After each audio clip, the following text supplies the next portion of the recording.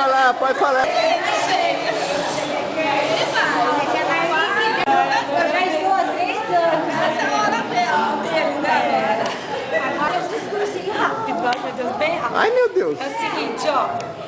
Na verdade, é diferente a Agência Colorado e a cidade de Colorado mesmo. E muito boa, eu acho assim, o que eu acho pior.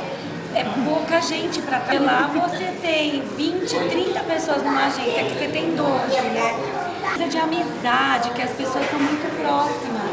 E lá para as meninas, que no meu bairro tinha 3, 4 prefixos inteira, é só um prefixo.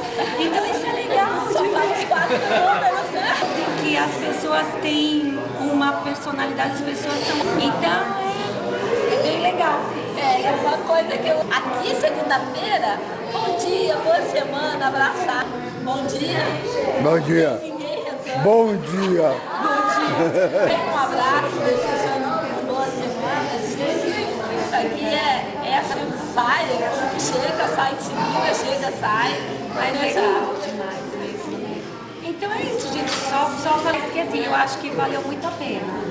Embora eu estou numa situação. Hoje minhas crianças estão assim, cada vez tem um povo. Mas e nós? Mas tá bom demais. E a